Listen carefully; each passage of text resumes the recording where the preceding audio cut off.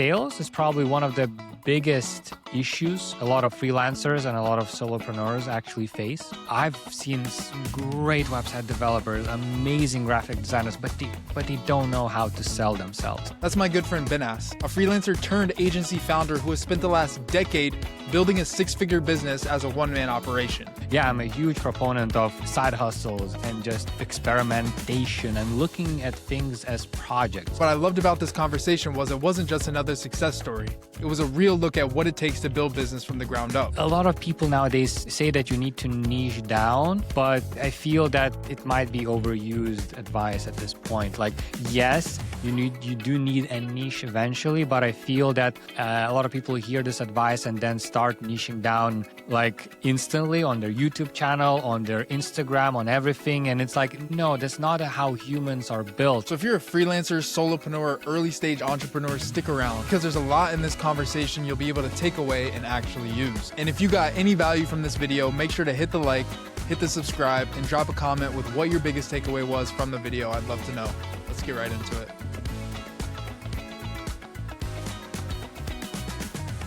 Just to kind of start us off, I was hoping you could tell us, for people who don't know you, what you're about and what your business is. Yeah, so I run a personal branding agency called Avium. And I mainly work with keynote speakers, book authors, C-level executives, and founders. This is kind of the niche that I'm in. And I mainly do search engine optimization, AI search, LinkedIn, and YouTube. These are the sort of the platforms that I focus on.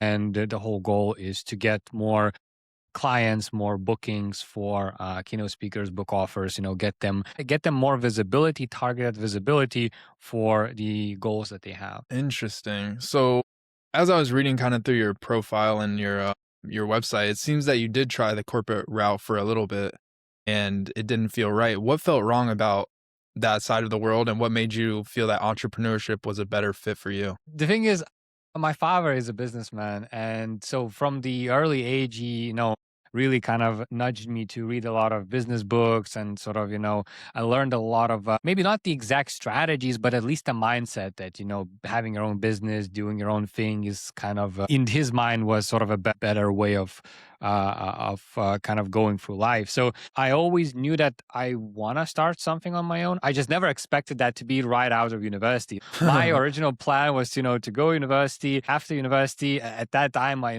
was looking, maybe work at Apple, Google, that those are the companies that I was sort of, having my eye on. And then maybe by the time I'm 30, which I'm now actually 32. So by the time I'm 30, I might create something. I might do something. The way sort of it happened is that I did try a few internships. I did actually work at a marketing agency, but I don't know, it never really kind of, I never felt that it's the right thing to do. So I probably didn't have good reasons. It just didn't feel right. And since I started side hustling and freelancing at university, I saw how, I wouldn't say easy, but it wasn't that difficult to find clients and get work myself. So it's never just as hard as your 9 to 5, right? Like it's just a different style. Yeah, why even bother doing 9 to 5 where I can just do my own thing and actually have an opportunity to earn more and do sort of have more freedom and flexibility. I mean, when I was freelancing,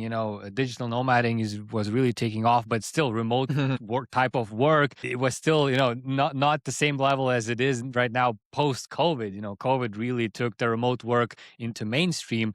I was doing that even sort of before that. So yeah, all of this stuff really kind of geared towards me trying my things out and doing things on my own. It always felt the right thing to do. Interesting. No, that's super interesting. Let me ask you a question around that.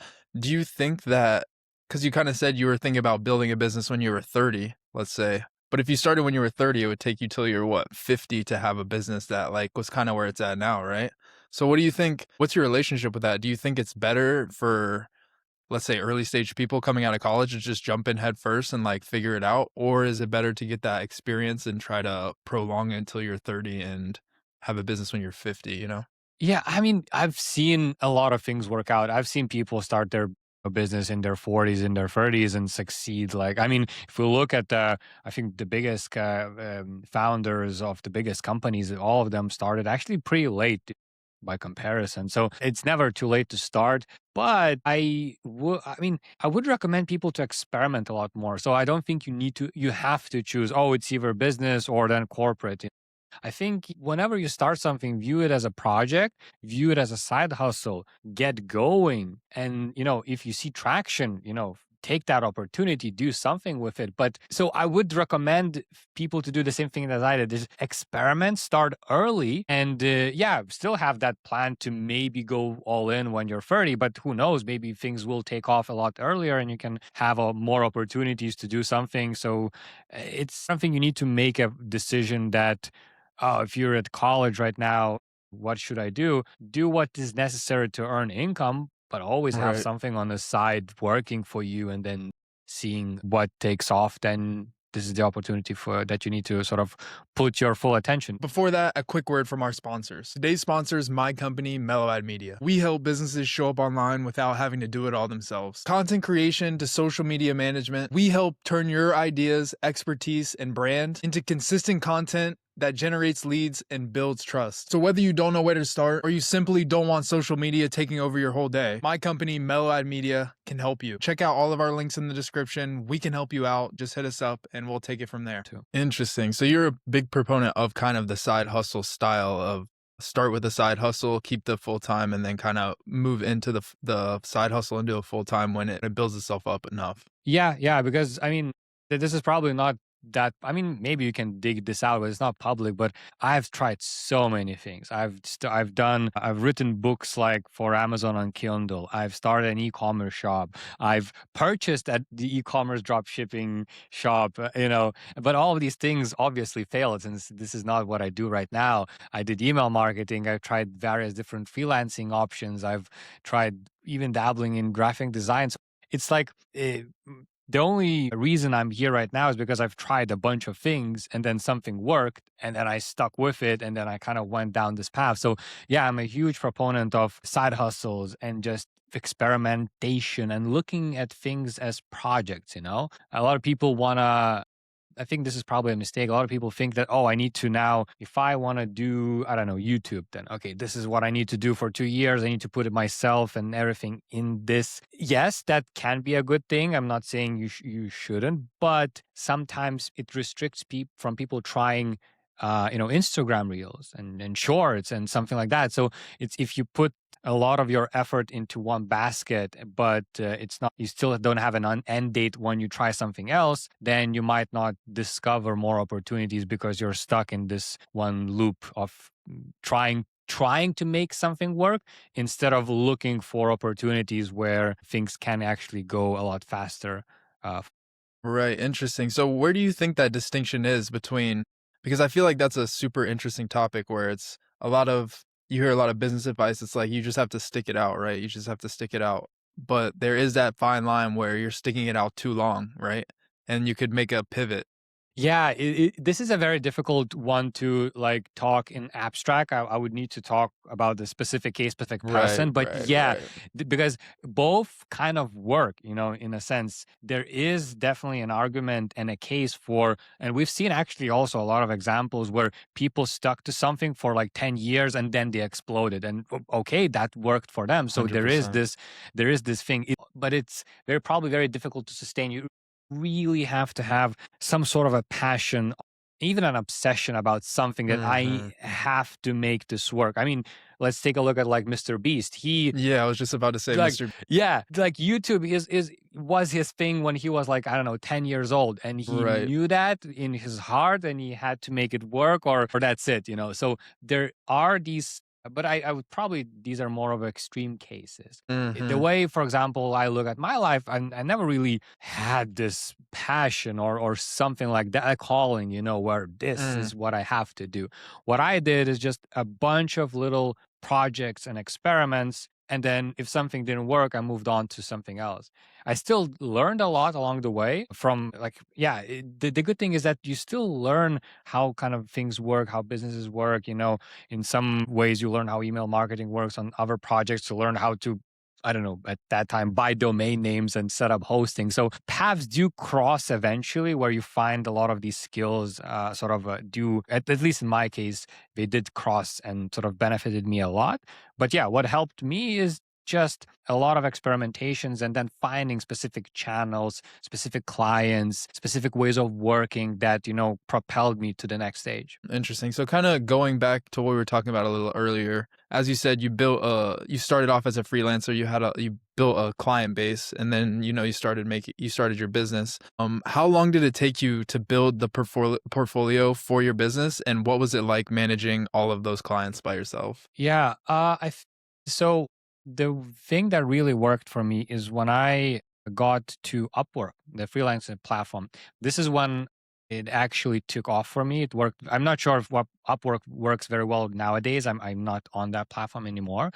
But at Early least that, Upwork. yeah, it was early Upwork, and it did kickstart my whole freelancing career. This is where it took me from part time to actually being a full time freelancer. I mean, it wasn't even easy, also, because I remember it's very well because I was sending 5 to 10 proposals per day for 2 months straight. So imagine being on like 58 days and still getting nothing. I mean, if I would have quit at that point, then yeah, I would have said, freelancing doesn't work. So there is this, also notion that you have to stick it out that there are moments where you need to sort of be very vigilant and determined. So that worked, and eventually I did get my first client. And after that, I think it only took me like maybe 5 or 4 months to build a portfolio and a client base where I felt like, okay, now I'm a full-time freelancer. Now things are rolling. I have experience. I have reviews. I have a lot of different projects that I worked on. So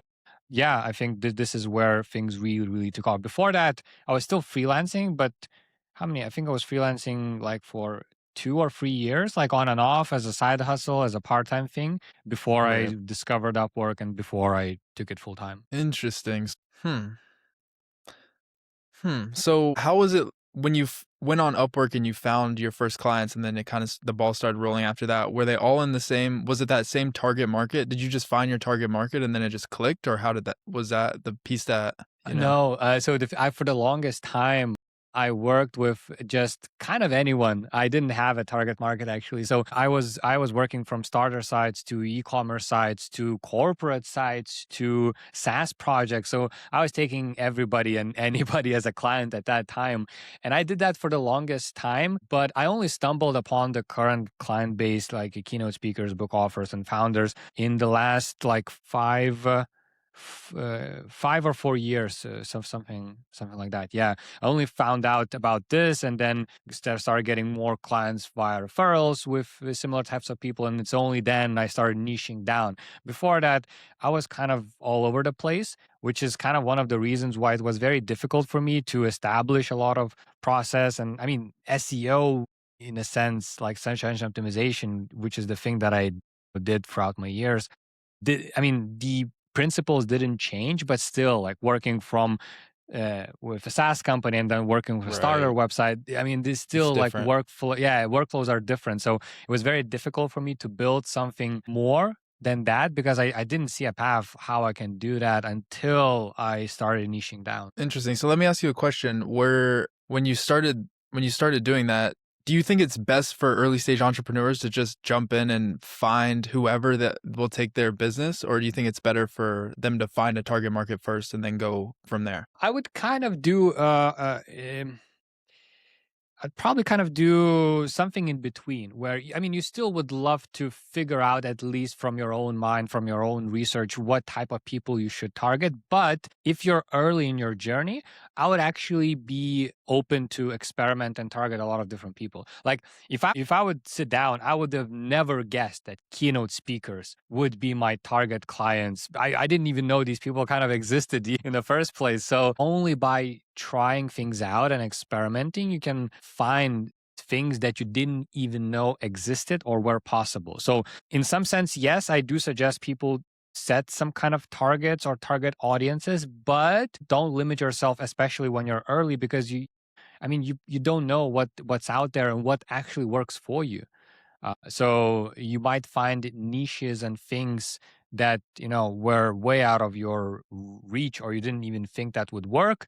But just because you're allowed to yourself to experiment and go work on different types of projects, that would benefit you a lot. See, no, that's super interesting. That's super true too. I think it's easy. It's definitely easier in the early days to just get started like that, right? You can build a reputation like that and you don't have to worry about, I mean, and as you said, I mean, you can't see the future in 4 or 5 years. So, you never know. Kind of jumping to a different point. As I was reading through your website and your profile and stuff, I saw you talked a lot about the feast or famine cycle in business, which in like an agency, that's super relevant, right? What do you think causes that cycle, and how do you think people can escape it? Yeah, I think at least in my experience, I found that to be more of a when I was a freelancer, I was more of in a sort of in a feast and famine cycle. Now that I've an agency and I know the clients that I work with, it's actually less like that. But when I was a freelancer, when I was actually working with everybody, as we just talked, this is where I felt that. I don't have a system. I don't, every single client is different. Referrals come from everywhere. I'm taking every single project. So it always felt like I'm taking a project, I'm doing something for a year or maybe 6 months, and then it drops, and then I need to look for clients again. I need to basically start from zero, because Right. it's sometimes it's very difficult to use case studies. Okay, I worked for a SaaS company for a year. I got some great results, but then I either I don't look for another SaaS company, or I don't, or some other opportunities arrive. But then it's very difficult to convince, like, an e-commerce person, showing them a SaaS case study. Right. So it's felt like every time the project ends, I need to start over. So that thing fixed itself when I started working with a specific client type. When you choose a niche and you niche down a bit further, then every referral makes sense. Every case study basically reinforces what you already did. So now you're growing a portfolio of things, a portfolio of clients, and a portfolio of network that all basically benefit each other. So now I'm actually I'm feeling less that I'm in some sort of a feast and famine cycle, since I've been doing that for the past 4 years, specifically working with this target audience, these clients, and now it feels much more stable than it was before. Right, interesting. So nowadays, would you say it's more just customer relationships? You're just building customer relationships so you can keep them using your business for the long haul, as opposed to, because I feel like still in business, as opposed to freelance, you could still have those people where you're kind of doing one-off projects, or you don't have that client relationship that's great, and then they drop you, and then you're kind of back to square one a little bit. What's your relationship with that now? Yeah. So actually, this is part of the feast and famine thing as well. The thing is that I used to also offer a lot more one-time projects. So I used to offer things like, hey, let me do an SEO strategy for you. Let me do an SEO audit for you. Let me fix technical aspects of your website. First of all, those are quite bad. They end very quickly. And you need to search for clients all over again. Right. There are a couple of things that I figured out. First is that nobody really wants SEO audits or strategies or technical aspects. They want outcomes, they want results, they want more organic traffic, they want bookings, they want leads. So that's fun. Was first thing to that I realized, that I'm actually selling the thing that a lot of people don't really need, or well, don't really want in that case. Then I actually tried, first thing I tried, then switching to a retainer based, like, let, instead of doing an SEO audit or SEO strategy or fixing technical aspects, let me actually work on your site on a monthly basis, and I'm selling you not the SEO audit, but hey, let me grow your traffic, let me increase the organic traffic of your website. When I switched this to this sort of new way of working, first of all, I actually was able to achieve way more results for my clients. I was actually able to track a lot of results from my clients. They were way more happier than getting an SEO audit, and then that's it, our relationship ends. And it actually prolonged our cooperation, which now, instead of working a couple of weeks on a website, now I was working for like 6 months or more. So that also allowed me to feel less stressful, since my projects got a lot longer. But then the next step as well is that now with all of the experience and everything, and now working in this one niche, now my working relationships are very long. Well, that's due to the nature of my work. I'm not sure if graphic designer would be able to do the same thing, but due to the way SEO and AI search works, first of all, the results take time to achieve, but then you also need to sustain them. So because of the nature of my work, I can actually work with clients for a very long time. For example, one of the first keynote speaker that I started working with, I still work with him, and I've been working with him more than 4 years now. So imagine, like, a client really needs to get results and really needs to be happy with you to work 4 years with you straight. Another client of mine, we've been Yeah. working for 3 years, and another one is approaching 2 years. So this also allowed me to feel less stressful about projects ending, since a lot of the relations that I have are actually very, very long term. So for me now, now I actually want to scale my agency. So I'm looking at how can I scale this, how can I get more clients and stuff like that, working a lot of behind the scenes stuff. But once I got into this rhythm of providing exceptional results and also having really good relationships with the people that I work with, then it became way less stressful compared to when I did one-time projects 2 weeks in and then it's finished and you need to search for somebody all over again. Right. So for like an early stage entrepreneur trying to kind of decipher that, obviously you don't want to go into business just for 2 week, like you don't want to base your business off 2 week turnarounds. You know what I mean? Mhm. How do you think people should structure that in their business so they can really have that prolonged period of time? Like you said, you've been working with somebody for 4 years. That's the ideal client right there. You know what I mean? You keep them coming and they keep coming through. Like, what are some suggestions you have for that? Yeah, that really, really depends on the exact things that you offer or you provide. So that probably not Yeah. be possible for everybody. If you're a website developer, it depends how you structure. I mean, you can probably work on several clients at once, but you probably, maintenance, maybe some other stuff. But yeah, the specifics really depend on what you actually do. Probably not all niches can have this thing, but I do believe that at least everybody can have at least some kind of a retainer where it makes sense, even if it's like 3 or 6 months. That's better, than just a 2 week project. So it's difficult to kind of advise in general what people need to do.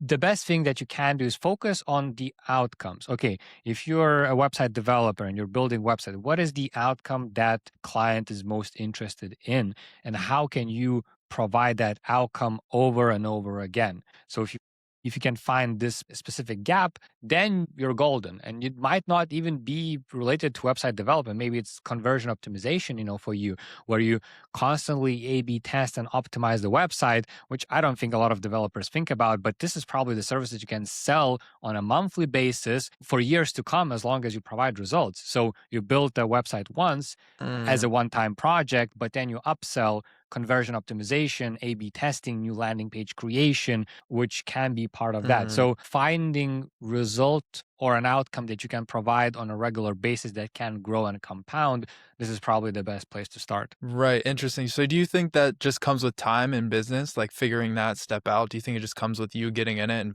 just being in the business? You know what I mean? Yeah, I think so. I think a lot of things come down to experimentation. At least that's the thing that happened to me. I didn't come up with this stuff on the spot. It took like Yeah. years and like different things, like reading different books, listening to different podcasts. It kind of eventually things clicked for me. But yeah, some things do take times. Whoever is listening, don't worry about not making it, on the first try. There is just a lot of iteration that you need to make to finally come to that to the goal or to do something that you want. No, that makes a lot of sense. So what do you think are some of the biggest mistakes that you see skilled people make trying to turn their service into a business? I think one of the biggest mistakes people make, and probably it's probably not even a mistake, it depends how you frame it, but people don't understand the power of selling and talking to a clients. I think like sales is probably one of the biggest issues a lot of freelancers and a lot of solopreneurs actually face. At least that's the case that I've seen. Percent. Is that I've seen some great website developers, amazing graphic designers, but but they don't know how to sell themselves. So usually the gap is not the actual thing that they do, but how they market themselves or how they sell themselves. So selling can be also just hopping on a call with a client. So having like these sales calls, although I prefer to call them discovery calls, since it should be more of a trying to find if that person is a fit and if you are a fit to that person rather than trying to sell at any cost possible. So Right. the sales calls aspect of that, I think people are mistaken in a sense that they don't try to learn about sales at all. And then marketing, like how to market yourself. I mean, we live in a world of social media, LinkedIn, video, Instagram, reels. I mean, there's so many ways of creating your portfolio, showcasing yourself. But again, I've seen amazing people that I actually worked with.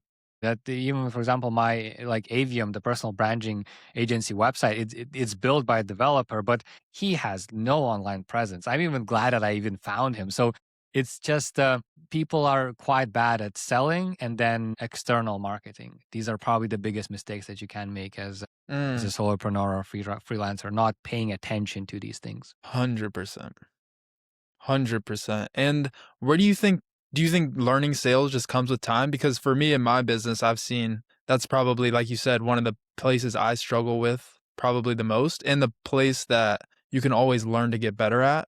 Even if it just comes to just emailing the person saying, "Hey, try this, like let's hop on a call." Like it's even hard to get comfortable with that in a sense. Where do you think people can learn how to do sales and be comfortable with actually selling their product and their self? First thing, I would say, I don't think, I mean, I think for only a small percentage of people that are very deliberate, that comes sort of naturally as you go along. I Yeah. think this is, for a lot of people really stumble upon this and don't continue. So it's not something that, let's say if when we talked about like experimenting with different clients and, eventually finding things, that works in that scenario. With sales, I don't think that's the case. I think you actually need to put active effort into learning that. Right. Best way of definitely one of the best ways is repetition. Like the more sales calls I did, the more meetings I had, the more times I've sent out a cold outreach email, the more times I called people on the phone, it gets easier with time. That is for sure. But don't do it blindly because you do need some strategies sort of behind it. I mean, there are a lot of Right. resources out there. I probably can't point you to anyone. Personally, I've seen a lot of good podcasts and books and YouTube videos, but generally, if you just Right. search for this stuff, it can come up. Just, when you are searching, because there are so many ways of selling, people usually imagine selling as this, door to door salesman that comes to you and like is very insistent and stuff like that. This is not actually how sales work behind the scenes. People are way more chill about it and people, are way more open and it's more of a conversation rather than just trying to pitch you something. So this is also sort of at least my experience. But when you're looking at where to learn sales, try to find people that you would relate to, that you vibe with. So there are different types of sales tactics. One can be very aggressive, another can be very, very chill and very sort of laid back. So find Right. what are you suited most for and lean into that. So don't think that the first sales book that you pick up, this is the exact thing that you have to do. Sales is it's a big topic. It's very flexible in a way you can do sales. So if you can find like the perfect avatar that you would associate yourself with as an end result, then try to be more like that person, like that book or that YouTube video that you saw. So but you do need to actively try to learn this skill. Otherwise, I think only a minority of people can kind of do that just by doing a lot of reps. No, that's so true. And I've never really heard that idea of, kind of reverse engineering where you want to be the salesperson that you think fits most with you and then kind of go from there, right? That's super interesting. Yeah, because Hmm. now that I see a lot of people that just So imagine selling as very aggressive and very annoying. So knowing that a lot of people have this idea what a salesperson is, I just want to showcase that this is actually not the case. That not it does not have to be the case for you. You can do sales without being nosy and without being annoying. That's why, yeah, you should find your perfect sort of avatar that you could associate yourself with. right, and a lot of salespeople too, kind of like you said, it just takes maybe a YouTube search, a Google search, something like that, and you'll find a lot of resources around salespeople. Like they're out there. You know what I mean? So that's a very good way to do it. That's super Yeah, interesting. exactly. So for people who feel like they're working hard but still not gaining traction, what are some signs they may be solving the wrong problem or speaking to the wrong audience? What do you think? Yeah, this is a difficult one because for Yeah. some things you want to be very dedicated and you want to kind of push through, and sometimes you do need to kind of make that call, send that cold outreach email, even if it's just, 100 of and second that you're sending, and you kind of need to push through. But on the other hand, there are some limits where you need to change strategies because obviously something is not working if you're getting a no after no after no.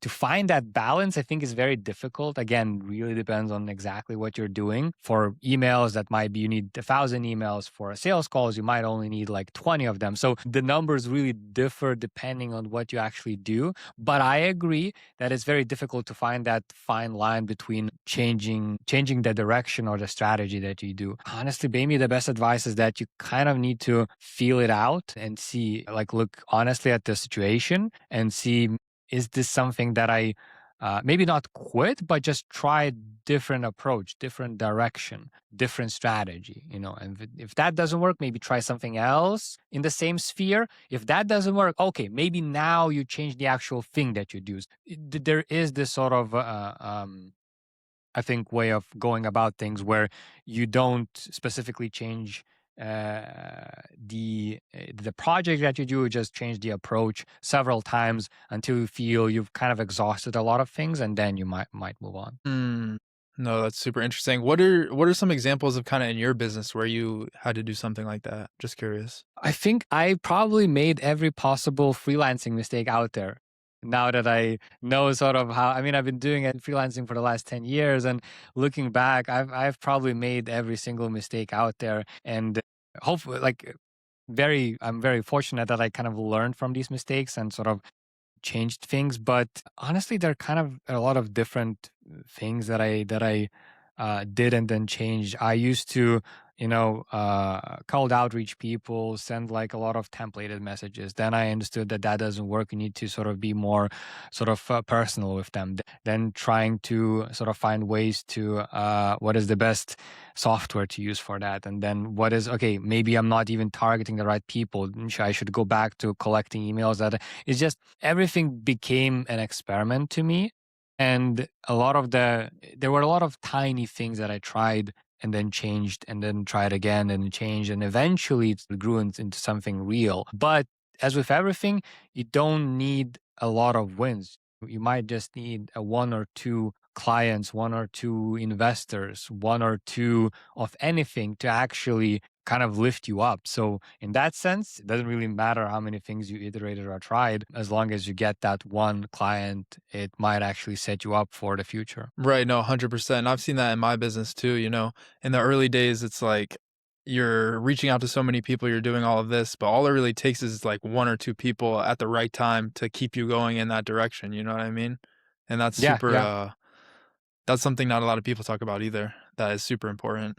Kind of off that topic, what do you think is the simplest and best way for a service-based entrepreneur to figure out their target market? We kind of talked earlier, it's not super easy in the beginning to find your target market. Sometimes you even have to go around this roundabout, this long way to find them. But what do you think are some ways that is good to find a target market for a service-based entrepreneur? You know what I would do is I would probably do something like I would offer one-time projects, but I would try to do loads of them for loads of different people. Like, the best way to find something that works, or some niche, or an aspect of your service that really clicks, is to do as many of these experiments as possible, as fast as possible. So if you take like 6 months and you try to work with a lot of different people, you never know which specific aspect of your service or which specific client or niche would really click with you. So the natural thing to do is just, okay, let me then do loads of these, see which one works, and then kind of go in towards that direction. Then again, 3 to 6 months of targeting those people, seeing if that works. Okay, nice. Let's then scale. It's kind of just doing A/B testing, or just trying whenever you create a YouTube video or send an email. You have these title. If it doesn't work, change it to another one. If it doesn't work, change it to another one. So you can view that in a similar lens as a service based business, where you might want to start, because if you start offering retainers, retainers are very slow in general. So you offer a retainer, and then you have to work with that client for like 3 months or for 6 months, and then you find out that, hey, maybe that's not the right fit. So just to save you time, try kind of these mini experiments, see what works. I mean, time was on my side since I was doing that for like years. I eventually figured it out, but I mean, it took me a long time to figure it out because I was doing retainers for such a long, until I found sort of a client base that works. But if you want to speed this up, yeah, one-time projects, and then different types of clients, niches, service offerings, and seeing what works best. It's super interesting, and that's super valuable too. Just kind of shotgunning it, right? Just spreading it out and seeing how many people you can touch, and then whoever it resonates with the most, just go down that path. And if it keeps going well, then like you said, scale. And if Yeah, it doesn't, exactly. then restart. No, that's super interesting. So once someone knows their target market, how do you think they can create an offer that people will actually understand and they'll be willing to pay for? I think a lot of people try to overcomplicate their offer. So as you start, just be like upfront. Don't create like some fancy way of naming something that is just building a website. I think people sometimes overdo it. So just be direct. I have this type of person achieve this result or outcome in this specific period of time. Then that's it. If you have this sentence as your main headline, that's it. And then you change maybe the timeline, the person that you target, and then the result or the outcome, Right. seeing what sticks or what you can deliver, sort of what is your best thing that you can deliver for people, and that what people value. So I think, yeah, people overcomplicate this. The offer should be kind of a simple sentence, and it should do its job, because if it doesn't, then there are some other gaps in either your marketing, your sales, or something else. Because if I am your target person that really needs this outcome, that result is desirable. This is like you name, I help keynote speakers achieve more booking gigs in 6 months. If you are a keynote speaker,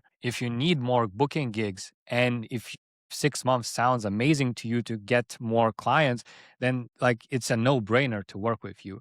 So if you're not getting Right. sales calls, then something else is broken. No, that's super true. And like you said, it's just making it simple so it's understood and actionable, right? You're hitting that point of strain, that bottleneck that in that person's life, and you're helping them with your service, right? Yeah, yeah, yeah, exactly. Hmm. Okay, cool. So if you lost everything today, zero clients, zero audience, what would you do in the first 90 days to rebuild your business from scratch? Oh, that's a good question. From scratch, think these days I would use LinkedIn. I think LinkedIn is a very underused platform for selling. That's for sure. But I would also, like, one thing that I would do is I would find a very niche or specific client type. Let's say even maybe even local client type. Like I would pick a city, I would pick a country, and I would try to find, let's say I want to target marketing agencies because I do SEO for them, or well, that's probably not the best example, but I would try to look and gather a list of these agencies and start emailing them. A lot of them, especially marketing agencies, especially service-based businesses, they're actually always usually looking for people that can provide value to them. They usually are willing to take up, they might work with clients that have website development. Might work with clients that need graphic design. So if I would be me, I would be approaching a lot of these marketing agencies and pitching myself as a contractor. But I want to go deep and very niche, so that I'm not targeting best agencies or bigger agencies that have a lot of volume and have a lot of people coming through their doors. I want to target agencies that have like 10 to 15 people. It's usually way easier than to reach the founder or key people this way by emailing or going on LinkedIn or just sending a DM. And I would be pitching my services to as many of these as possible. Probably this is the way, yeah, I would build myself. It might take a month or two to get my first couple of clients this way. And from there, I just scale the things that I do kind of in a similar way that I originally did right now. So if I would lose anything, I go back to basics. I go back to cold outreach. I go back to using LinkedIn, targeting very niche specific areas of marketing agencies, targeting smaller companies. Smaller companies are always easier to reach than bigger ones. So then it's all about making the sale and making the negotiation work. Interesting. So, just kind of based off that, I'm curious because you said you help people with YouTube. I'm curious what your thoughts are on YouTube as a business space in the era we're in right now, because I see more and more people on YouTube, whether it's vlog style content and on their business or if they're just talking about certain things in their business. I think YouTube is super interesting right now. I'm curious what your thoughts are on it. Yeah, I think YouTube is a still very, very underutilized platform, especially for businesses or even for anyone really. YouTube is so big and people think that you need like millions of views to make something work. No, no, you don't. You can have a very profitable business or a channel or just a lead generation platform if you only get like a couple of thousand views per video, which, many would look at that channel and see that as a failure. But if you are a service provider, if you're a business, there are so many good things about building even a small niche audience on YouTube, which you can actually do nowadays since there's so many people actually going to YouTube because they want to build that audiences. And I've seen YouTube being used for everything from directly selling your services to indirectly promoting your agency to also using YouTube as a way to promote an agency and get more employees that way because they see vlogs of the agency, of the life, of the remote work, of the villas and stuff like that, and people want to work there. So you basically build YouTube is less of a client side, client facing thing, and more of a just bringing a lot more interesting and a lot more qualified people to your agency, especially as you scale. Nowadays, you can utilize YouTube for a lot of different goals, and for each of these goals, you don't need a lot. Like as I said, couple of thousand views already brings you to already sort of allows you to get a lot of your goals set with just this amount of views. Interesting. So, do you think that for people that are starting startups, do you think YouTube's a good space to kind of like a LinkedIn push your marketing out to, or do you think it's more the bigger businesses kind of showing kind of their ins and outs of it? I do believe it's suitable for a startup as well, for everybody actually, because like what people crave is people documenting their journey. So if you're starting a startup and you're documenting that process, yeah, you might get like 50 to 100 views, you might have like 500 to 600 subscribers, but if your startup goes well and then sort of you grow alongside and then you have that back catalog of videos, then you actually might suddenly explode. So there is this benefit of documenting that journey so that later on that backlog becomes even more valuable to everybody watching because then somebody comes in, YouTube starts pushing your channel because one video after 100 of videos that you made really takes off, and then you see people sort of going to your startup also now sort of went up, so people from your startup are going to look at your video. So it's YouTube is a very good place for building catalogs. Like for example, Instagram or any short form content is very bad at this. Like as soon as a week passes, nobody cares about that reel that you made. Nobody even will find it. Maybe that Right. will change in the future.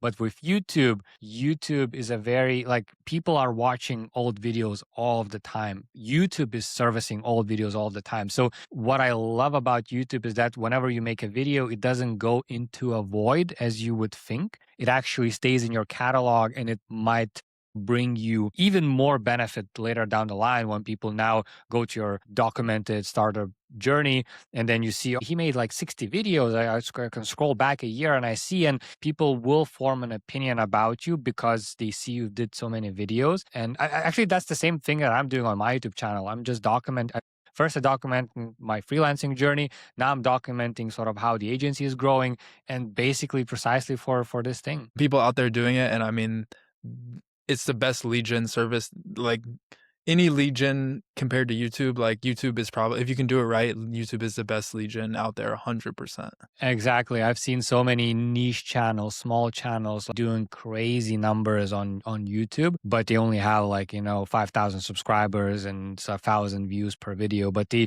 target their exact target audience so well that those 1,000 views are actually the imagine just 1,000 people turning up to your house and saying I want to work with you. Right. It would be crazy, but that's the exact same thing on YouTube. So sometimes we forget that 1,000 people is actually a lot. Mm.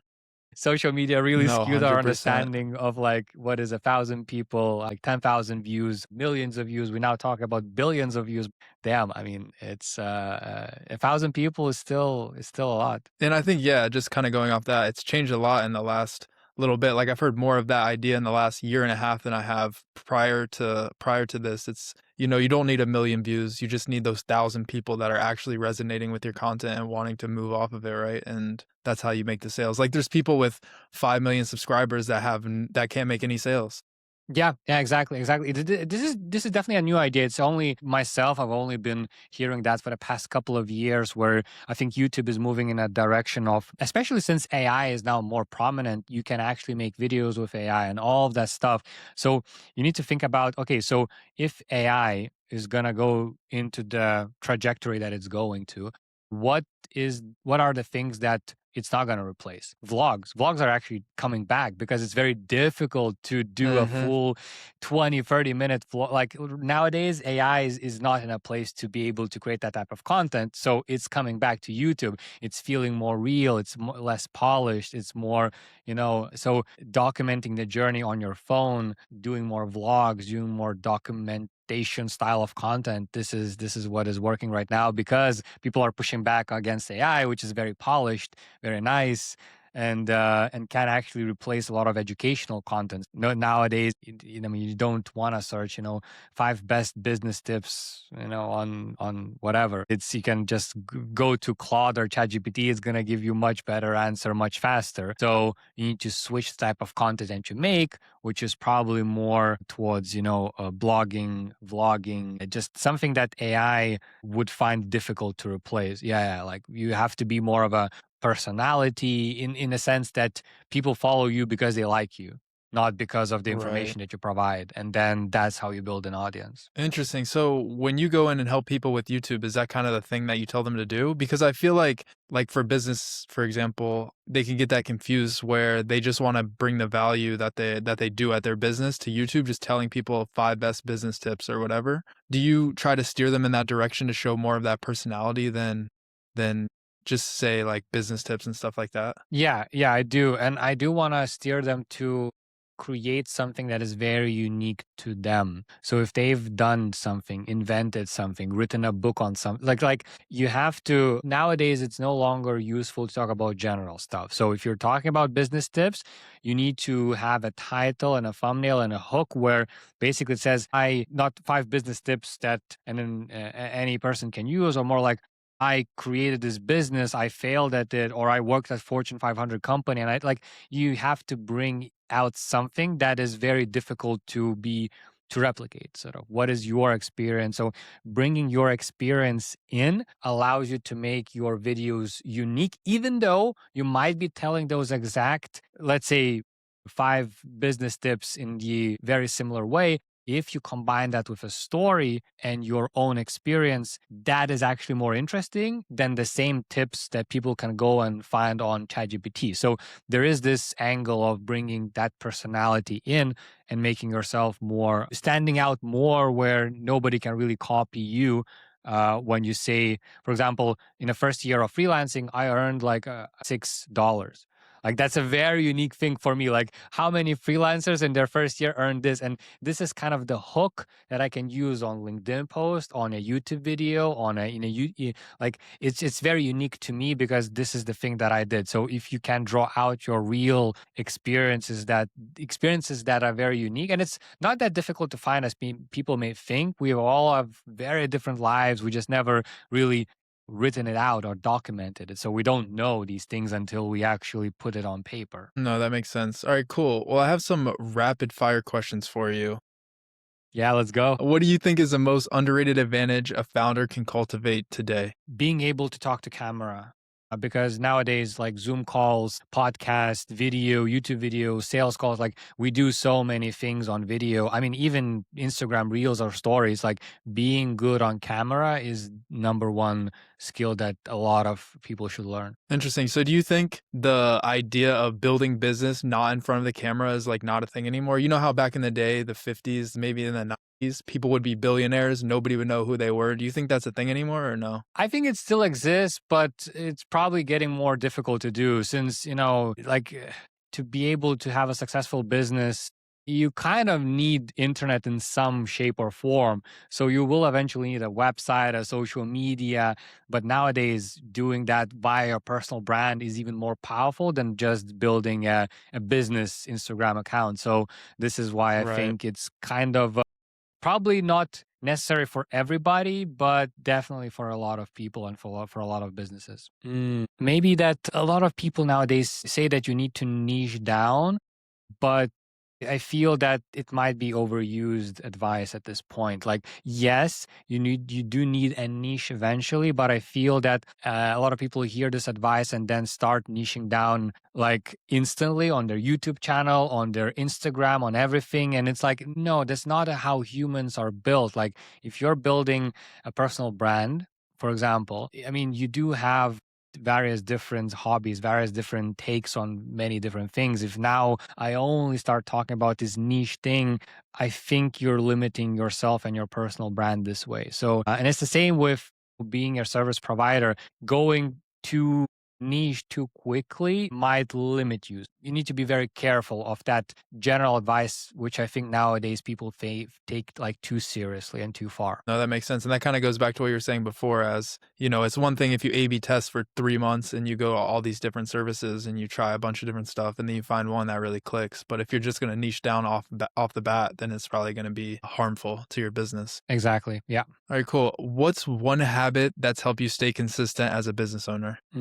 I think it's my I never viewed failure as something bad. So I always felt very determined to do things until, and then if something doesn't work out, I call that a project. It has an end date and I move on to something else. So it's kind of being very determined, but in a way where not looking at failure as something that is bad, but something that I kind of welcome. And if it happens, okay, that's another Google Drive folder. That's another end of the project. Let's move on to something else. What's one business book that you would advise every founder to read? I not sure how relevant. I mean, for me, I personally have a very strong feeling towards the 4 hour work week. Like that book opened up my eyes into everything of how business can work. And like, not sure how relevant it is today, but I don't know. I really like all of the thoughts. And I mean, 80/20 rule, this is where I found about that. I think it's still, I haven't read it in a long time, but